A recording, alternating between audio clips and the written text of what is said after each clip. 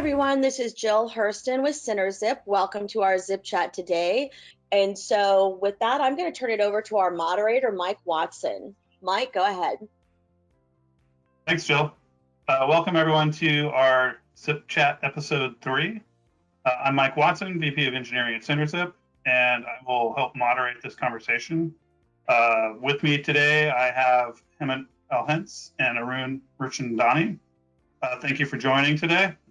So a little bit about Zip Chat. This is intended to be more of a casual panel discussion, and we really want to encourage the audience to join in. And so if you do have a question, let us know by typing that into the chat window, and we will facilitate those questions, ideally by unmuting you and letting you ask yourself. This is unlike our webinar formats. So the topic today is the challenges and benefits of telehealth. This is a pretty interesting topic. The more I've been involved in preparing for this, the more I've learned about it, and it's, I find it pretty compelling. So let's just move right on. So telehealth has become a reality in the US and abroad due to the COVID-19 pandemic. To say the pandemic has been a rude awakening may be an understatement. My family, for the first time, experienced an official consultation from a physician over a web meeting. It was actually for my daughter, and it was very interesting. I mean, I've unofficially had that kind of experience with my one of my sisters who is in med school, or actually she just graduated. Congratulations to her.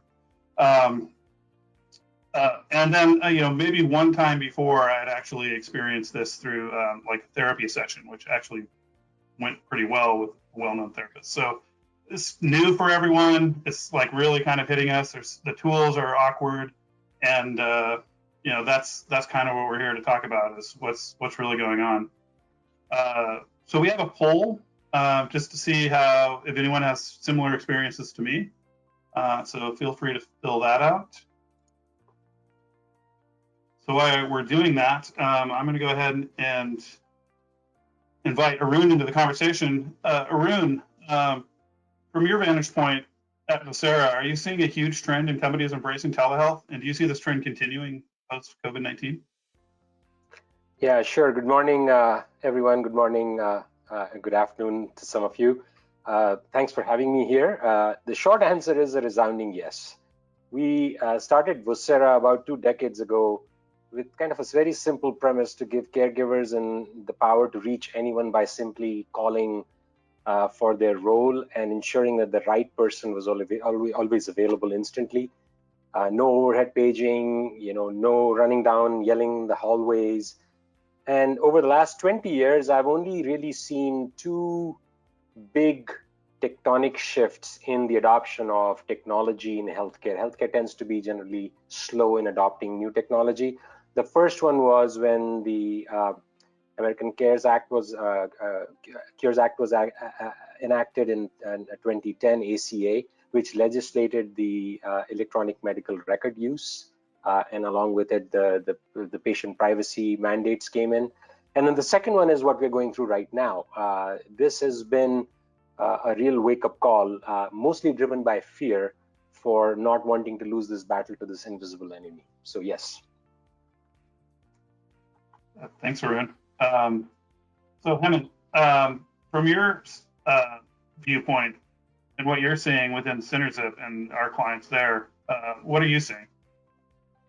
So the main observation, Mike, I'm seeing in the recent months is that while there has been a macro trend for a while of telehealth being a desirable way to deliver and receive healthcare, but in recent few months, it just seems like every client is needing to adjust their technology roadmap, whether they're in healthcare or not, to adopt to the realities of what we have been seeing in the last few months. So a lot of adjustment needed on their technology roadmaps to account for it.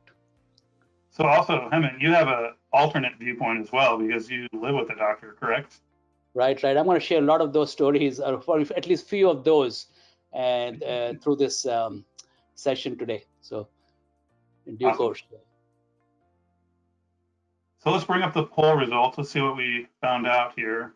A lot of people have used telehealth prior to COVID-19. That's interesting. And that is interesting. Yeah. Actually, even makes sense. people have never used it, so that's even more interesting to me. Since we've been going on this lockdown period for several months, some healthy people out there. That's good. All right, so moving on. So, Hemant, what is your view of the state of telehealth adoption, and how has COVID-19 specifically impacted it? Yeah, so what looks like from our vantage point, I mean, we've been working with the healthcare companies. 2/3 of our business when we do software development is healthcare companies in the various parts of the healthcare value chain, providers, payers, and technology enablers. I mean, it does seem that telehealth has been around for a while. I mean, Teladoc as a company went public, IPO, very successful IPO several years ago, and we have worked with one of our core clients has been delivering telepharmacy for a while. So telehealth has been around for a while. The only thing that has happened in the last few months is just gotten a bit of a kick to push it harder in adoption and then increase the market. So the market overall, by any one of the reliable numbers, was close to $40 billion even in 2018, well before this pandemic, and is projected before the pandemic number impact was projected to be 140 billion or so by 2025. So now with COVID-19, it's going to only significantly accelerate that market. But it seems that the two core drivers, which have always been, at least for the last decade or so, have been there. Is one is the convenience that telehealth mechanism or mode of delivery provides to the patient and to the provider. I mean, it's just not to have to travel somewhere and all that. And the other, of course, is the fact that shortages of certain specialties in certain areas, by doing telehealth, you can have access to a specialist that otherwise you may not have had. So for those two reasons, you've had telehealth in a while. But what has happened in the recent few months, what we're seeing is, because of the safety perception, at least, and maybe really so, patients don't want to come into a physician's office and get exposed to fellow patients in the waiting room, and of course providers don't want to be exposed to a sick patient, who may not even know they are going to be carriers and all that. So safety concerns, and then of course what has become easier is some of the regulatory burden of allowing telehealth reimbursements and all that have just gotten eased. So those two recent trends have just kicked it harder right now. So that's what it looks like right now for growth. Great. All right. So Arun, how are you seeing this view that Hemant's saying, and are you seeing the same thing from your viewpoint, or is it slightly different? Well, it's I go back to just the technology adoption. Telehealth was never about lack of technology. It was more about too much regulation or not consistent regulation. So it was only used in two settings that I know of. It was in rural areas where access was important and you didn't have enough critical care or alternate facilities. And then the second one was in inpatient settings inside hospitals. Providers could use telehealth for consultations and such.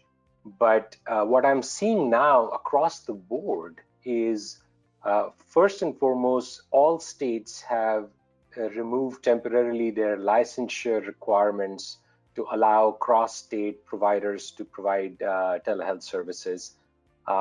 You only now need, in most states, just an oral consent from the patient. It used to be that you had to have seen somebody physically before they could give you consent.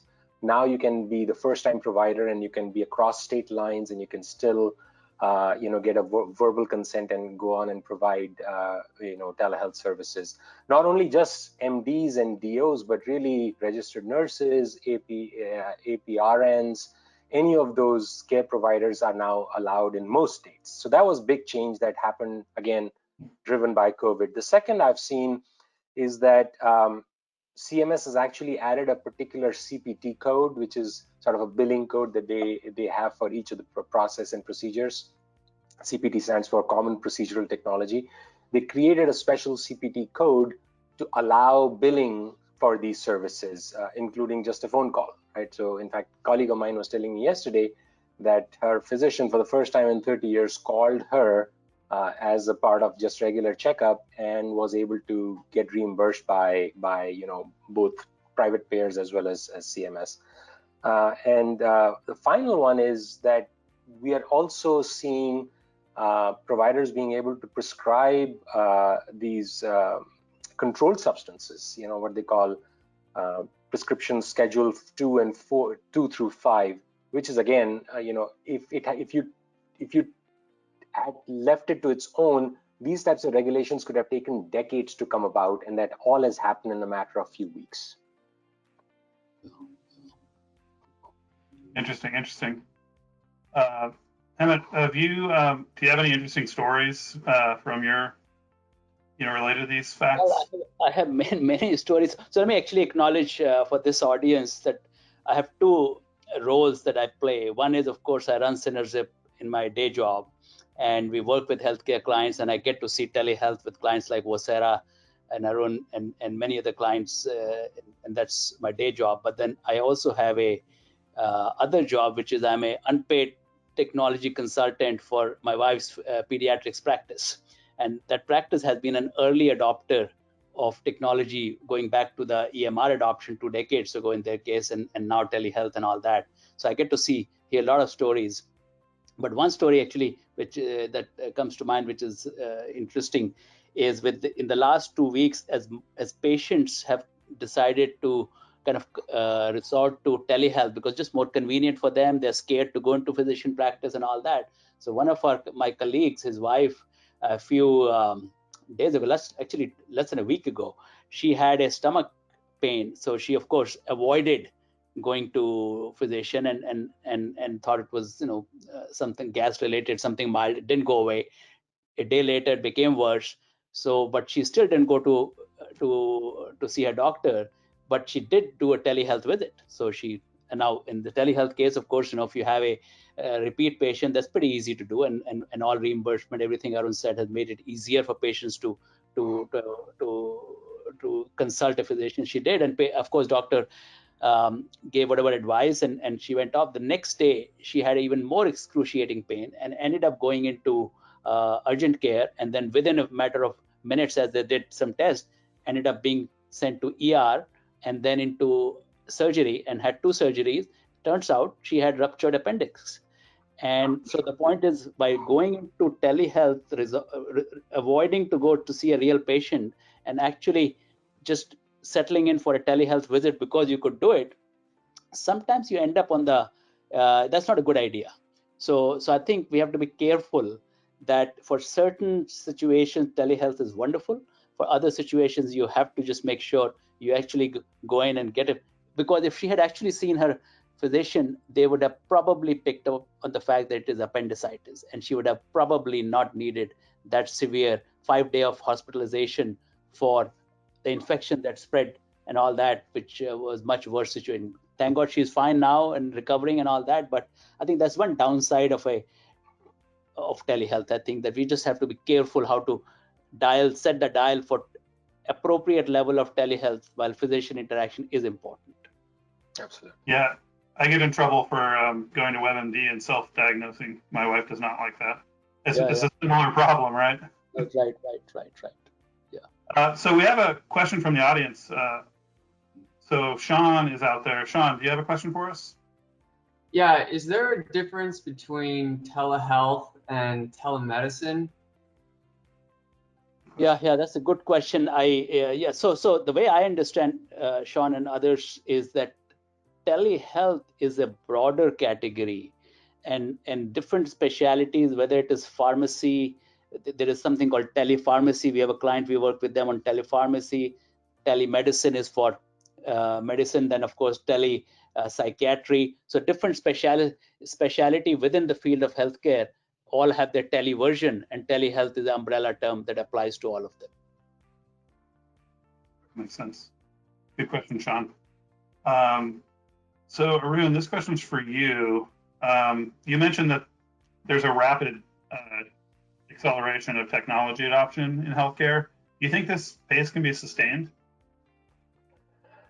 Yes, I think in a lot of areas, including healthcare, what we're seeing is acceleration of stuff that would have taken 5, 7, 10 years in a normal cycle to get pulled in forward. We've talked a lot of hospitals as part of our value chain, and what we're seeing is a complete rethink of priorities for a lot of the health systems.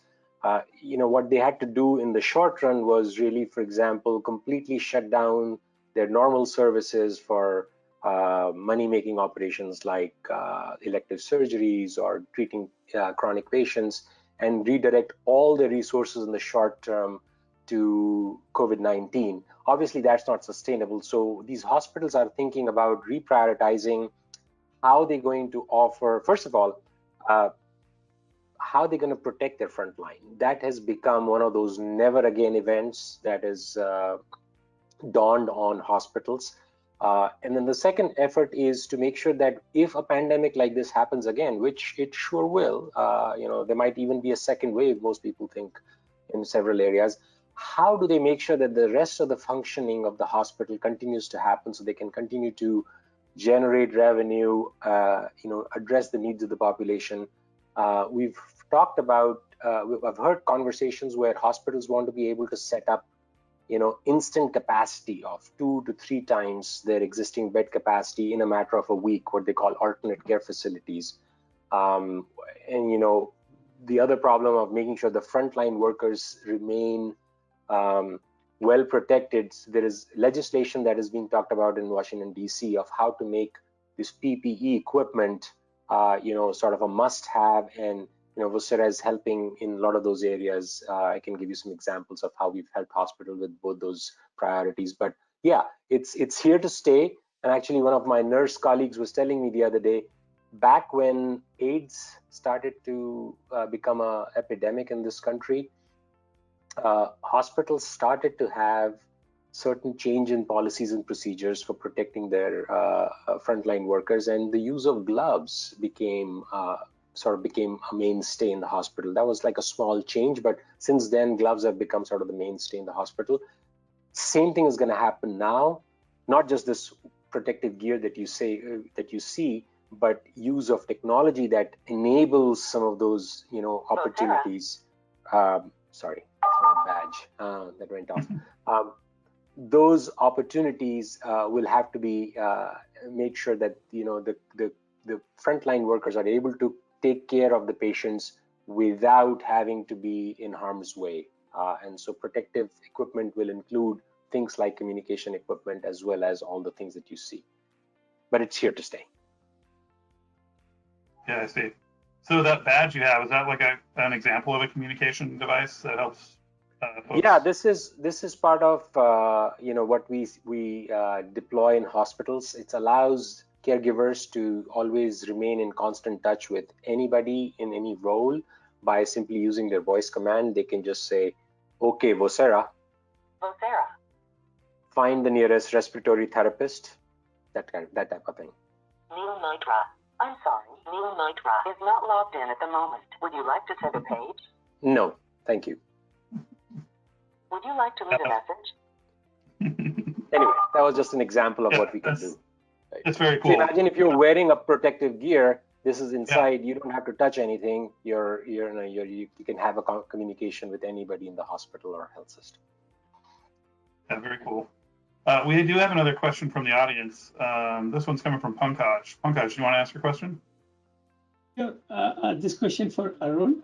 So is the adoption of telehealth varied by the healthcare segments? Are some areas growing faster or slower than others? When I mean by healthcare segment means like hospitals or residential care facilities or home healthcare in different segments. What do you see? I wouldn't be able to comment on other segments since we mostly focus on health systems. But it is definitely true that almost every health system we talk to is looking at ways to, as part of protecting their frontline workers and providers, to include as much of communication at a distance approach, including telehealth, as I've ever seen. So this is definitely a big change that we've been noticing. Yeah, so Hemant, from your experience, do you see more segments? Like, do you understand the segments and how they're growing? Yeah, so I look at it slightly differently, at least the way I have observed it, again, through my work, Synerzip work, and working with technology company, but also as a technology consultant with my wife's pediatrics practice. The three kind of specialities that seems to be the more easiest and earliest adopters that stand out. One is, of course, behavioral health. It's just easier. Patients feel safer or have less stigma on a telehealth call to in a telepsychiatry call, actually. So it's much easier for them. Of course, the psychiatrist will rather see a patient in person, but the patient feels more comfortable doing a telehealth call. So that's one segment. Other is dermatology. It just turns out if you have a rash or something, it's so much easier to do a FaceTime call or some sort of a video call, or take a picture of your rash, zoom in, and your dermatologists can do a pretty good job these days. The quality of video and audio and still pictures is so good that seems to be a very easy way for dermatologists to adopt telehealth. And then third is, of course, pediatrics. So what happens in pediatrics is two things that make telehealth easier. One is the patient starting from newborn to all the way to teenage years and all that, especially in the early years, newborn to toddler years. It's much easier for parents when it is a late night and the child is throwing up and all that, instead of running off to an ER and to see a real physician, for them to do a telehealth call. So it just is so much more convenient for in the pediatric setting for a parent to consult a pediatrician. And also what happens in pediatrics is there's a relationship between the pediatrician and the patient and their parents over the course of 18 years. So if you can mix a telehealth visit for periodic checkups and coughs and colds and ear infections and all that. It's because your pediatrician already has all the prior records. They have the full record, they have the history of the patient. So for a pediatrician to see a new or a repeat visit for an existing patient is much easier for them to do a good job of diagnosis. So in these three areas, dermatologists, pediatrics, and behavioral health, it looks like telehealth is a much better adoption. Yeah. I see. So since your wife is in an individual practice, what are you seeing as far as trends, like pre, during, and now, as we're starting to open up? Are you seeing different behavior in the people that are coming to the office or using telehealth? Good question. She in her case is a part of these are three pediatricians, and their practice has been one of the early adopters of all technologies, including EMR and even telehealth before pandemic. But her pattern pre-March timeframe was occasional telehealth call. Every so often over the weekend, even if she's not on call, she would have a telehealth visit where someone kid has a rash, and she would look it over and do a telehealth visit with that patient and so on. But it was occasional, nothing systematic. And in the months March, April, May, last 3 months, it became almost 50% of our volume was telehealth, because of the reasons patients under lockdown situation or otherwise consideration didn't want to come into the practice. So 50%. Now within last couple of weeks, as things have started opening up, patients she's observing, and I'm hearing these stories now, patients, even though they could do that visit as a telehealth visit, they're preferring to come into office. So there is a certain comfort of seeing a physician and having a physician do an examination and talk to you. So I think the dial went from almost zero, even though she was doing some telehealth, almost zero, to 50-50, now to a stable equilibrium, probably of 80-20, which is 20% of her patient consultations will be telehealth, 80% will be still in person, and those 20% will be the repeat patients where she actually has the history of interactions and patient record and all that. It's just that this one visit this quarter is going to be on telehealth because it doesn't need to be in person. Next one will be back to in person. So I think the mix is going. That's what it looks like right now based on this anecdotal evidence. I see, and that's interesting. So let's go to another poll. I thought I had a follow-up question for you, but I lost it in the shuffle here. So another poll coming up: has telehealth impacted your roadmap? So this is more specifically are you seeing, you're in engineering team or product management or in healthcare in general, are you actually seeing a real impact to your roadmap?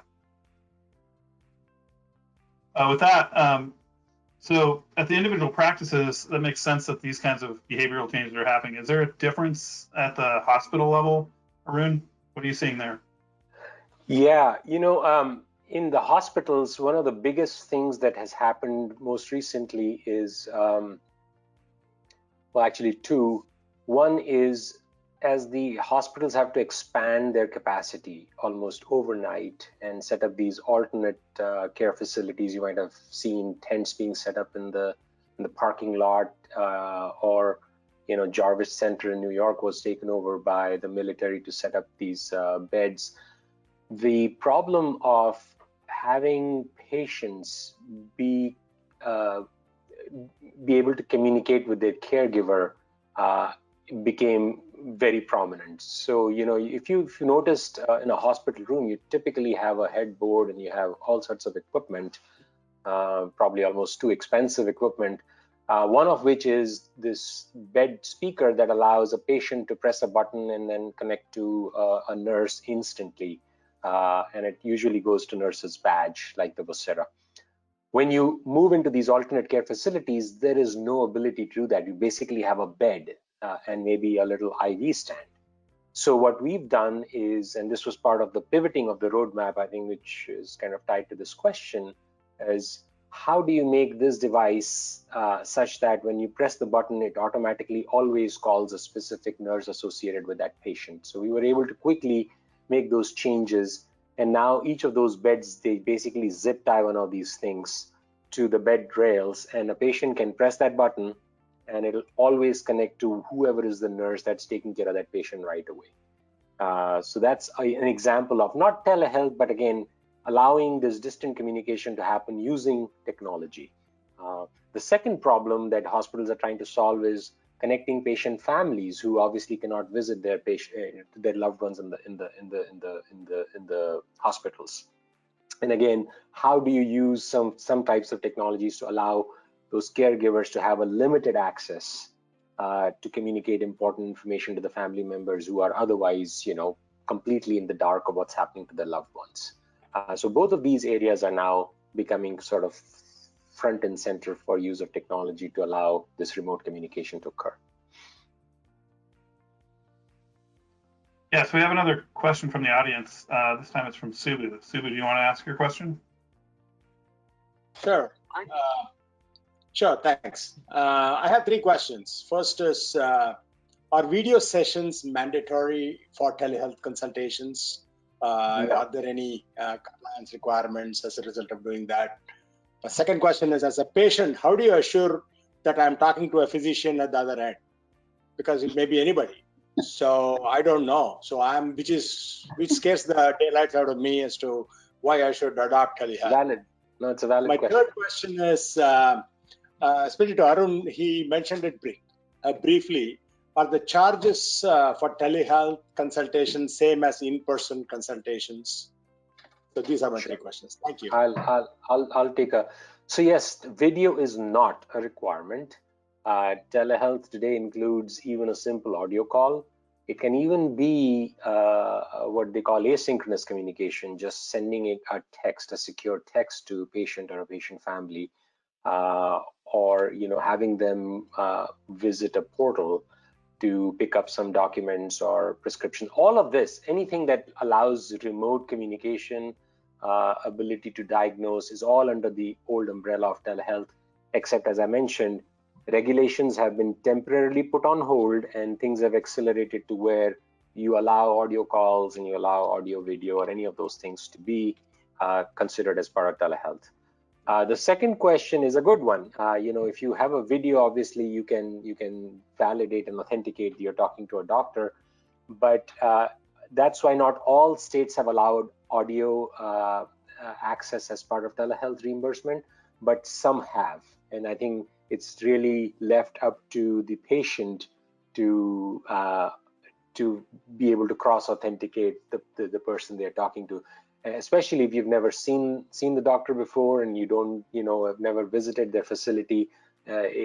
You are kind of flying in the dark, but hopefully that's not being abused given the circumstances by any of the providers.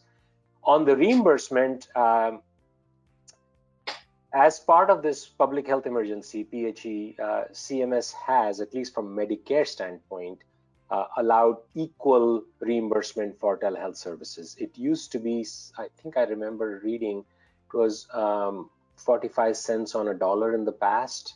The reimbursement rates were actually limited, but now they've removed those restrictions because they really don't want people to be either going without care or having to, drive to the facilities where we don't want unnecessary patients coming in.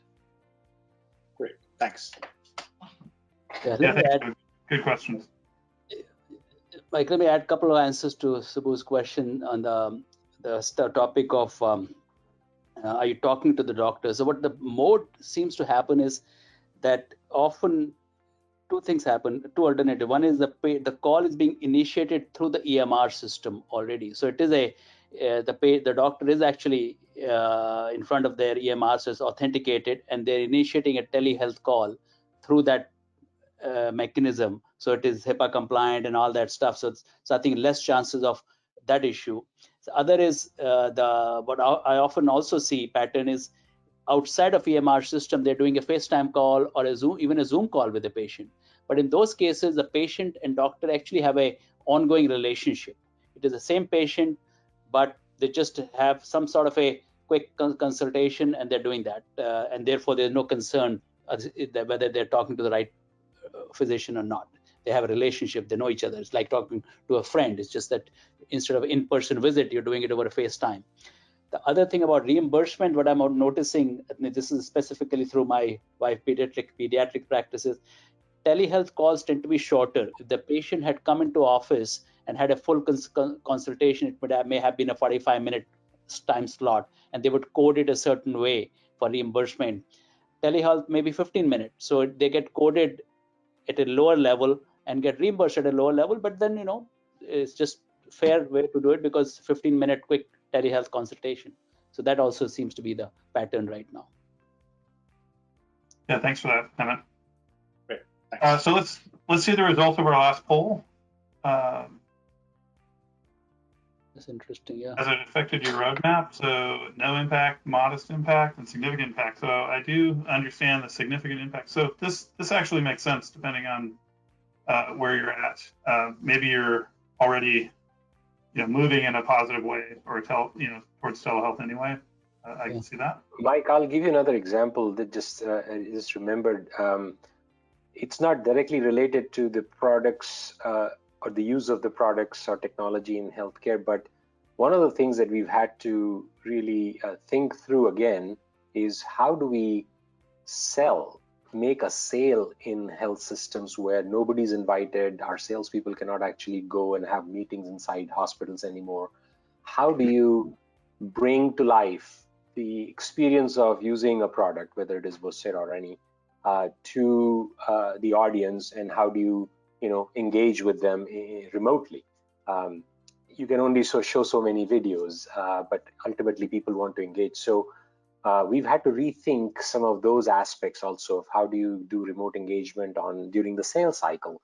And we've used Synerzip's help in this particular case to allow us to create that virtual environment so we can bring a hospital room to life as we are demonstrating the technology and allowing the users to interact with it over a Zoom session.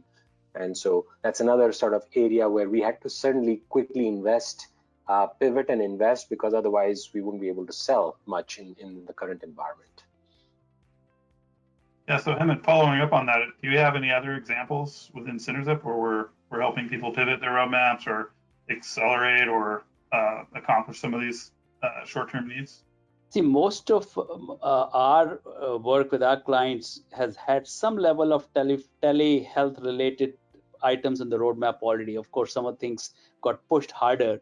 So telepharmacy has been a common use case for one of our pharmacy systems clients, where their use case has been that in remote locations where you need to consult a pharmacist for some specialized medication and all that, you don't have access to a registered or a licensed pharmacist in that town, and then allowing through your pharmacy systems to consult someone remote and have a full information session with them and all that. So that has been something we have been doing for a while. We have seen, of course, in other industries outside of healthcare also, retail tech has to change quickly to adapt to it, ed tech, remote learning and all that. So we have had, in terms of helping our clients pivot quickly, aside from the example that Arun shared about Vocera being able to sell effectively in the hospital settings, we've had a lot of, and being agile in our work with our clients, we've been very effective in helping all of our clients quickly readjust their priorities and roadmap and still continue to conduct business in an effective manner with us. Yeah, that's great. So I don't think we have any more questions from the audience. I think we're out of our content, so let's just slowly wrap this up. Yep. I want to thank Hemant and Arun for joining us. Very insightful conversations. Look forward to maybe having an opportunity to chat with you all again. Thank you. We do have an upcoming Zip chat coming in a couple of weeks. Feel free to attend that one. It also looks interesting. And as a final parting gift, we're going to give you our contact information. So if you want to reach out and ask any direct questions of any of us, you'll have that ability to do that. Thanks again for everyone for joining. And again, Hemant, Arun, thanks for taking time out. Thanks, Mike. Thanks, everyone. Thanks all, guys. Be safe. Bye. Bye.